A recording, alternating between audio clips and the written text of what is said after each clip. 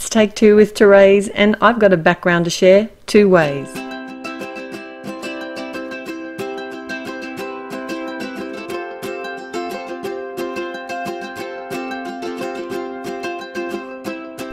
Hi, it's Therese, and I've got two cards to share with you today, showing you how to use a background in two different ways.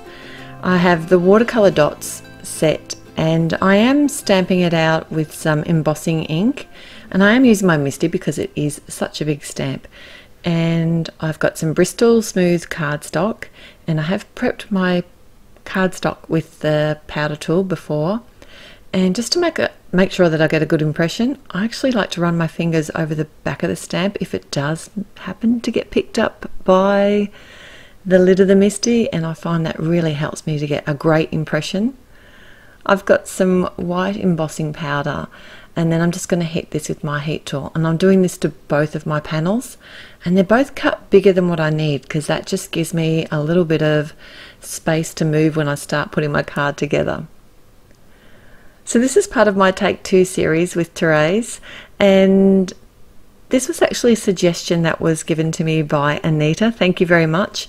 She requested that I try and create a couple of different backgrounds, one maybe blended and one watercolor, and I've kind of gone with that and then taken it a little step further because I thought it'd be fun to do a emboss resist technique as well. So my first background, I'm going to be doing the watercolor version. And I've got the palette from Altenew, and what I love about this palette is it coordinates the colors in the watercolor paints coordinate with their inks, so you don't have to think. And I like that. I like not having to think. It works well for me. So what I did is sort of run a wide brush over my panel with some water just to wet the whole thing, and I wasn't really sure how the Bristol Smooth was going to hold up because technically it's not a watercolor cardstock, but it is quite tolerant to water. So, and I was very surprised. I had no pilling or any issues with this cardstock at all, and it actually really didn't warp too much either. And I just mixed my colors on the background and sploshed color about, and that's as simple as, or as easy as that background got. And of course the white heat embossed areas resisted the color. So my second background I'm going to create now is the blended version, and I'm using the life-changing brushes.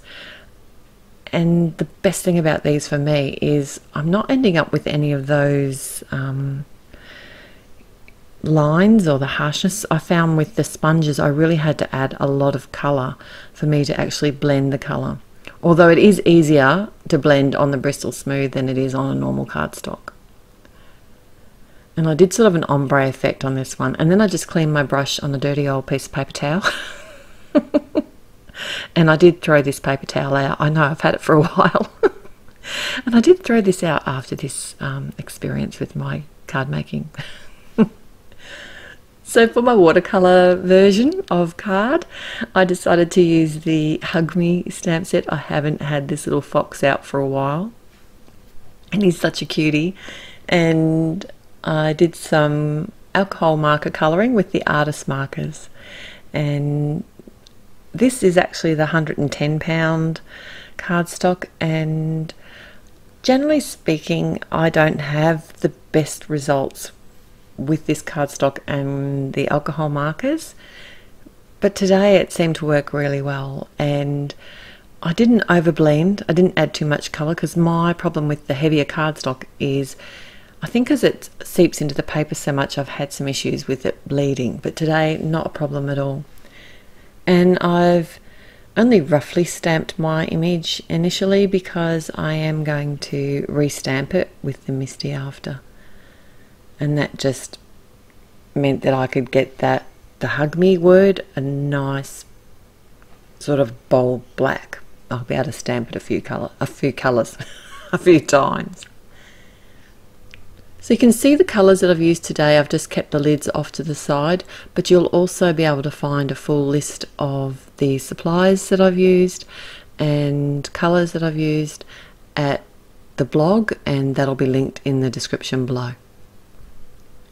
And I love that Altenew now have the greys, because I can use that for shading my images. And they work really well. I kept it fairly sort of cartoony. And I did have to come in here a couple of times and stamp until I got the depth of colour that I wanted. But that's the beauty of the MISTI. I didn't have to worry about positioning. I knew it would stamp in exactly the same spot every time. And I cut that out with my coordinating die, and here's something I would avoid. So what I did was, I thought it'd be fun to splatter some black ink on the front of my panel. It wasn't such a good idea, was it? And you know why, don't you? Because I didn't think of it initially. But of course the black ink sat on the white embossing, and I did pat it off where I could. And because I knew I had such a big image to go on top, I think I got away with it.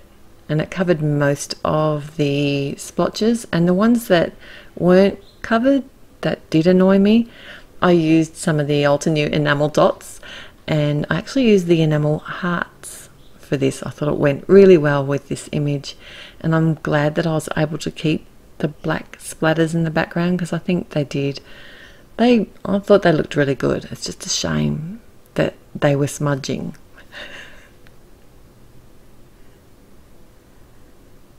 And now it's time to use my second panel. And what I decided to do was actually get out one of the newer sets, which is called the Dainty Bouquet. And it's actually a layering stamp set, but I'm stamping it out as a silhouette. So I'm only using the main image, the main layer from the images. And then I did stamp that a couple of times as well, because it is a new stamp.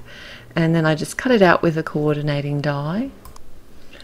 And then I cut a second piece. This is actually a piece of fun foam or craft foam, funky foam, whatever you want to call it. And I've cut the same die. Because this is a really intricate die, I wanted to pop it up, and I thought this was going to be the easiest way for me. So I left the die cut in place, added my matte medium, and then I just sat the die on top. Now I didn't actually add any matte medium to the lower portion of the image, but I'll show you why I did that in just a moment. Now I did set this aside to dry for just a few minutes before I removed it from the actual base. I don't like to leave it too long, because if I've got glue around the edges, I find that it leaves a bit of a funny edge sometimes if it's dried. The sentiment I took from the Watercolor Dots stamp set has some really funky sentiments in it, and I've white heat embossed that on a piece of black cardstock, which I did pop up on some black fun foam. And I've cut down my background panel, so this is my blended ombre version, and I'm just adhering that directly to my card front, and then I can just pop up my sentiment panel. And I'm going to pop the sentiment across the very bottom of the card today. So if you think about it, my sentiment, because it's popped up on fun foam and so is my flower, they're going to be at the same height. And I wanted the flower to overlap onto the black, and that's why I didn't add any glue to that bottom portion of the Dainty Bouquet. And to adhere that, I just used my matte medium again, and also my glue tape. And I was able to attach that to the front of my card.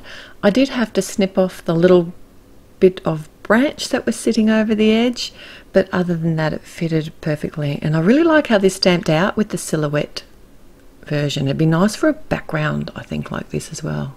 You know, me and my stamped backgrounds. I love them. Is that such a bad thing?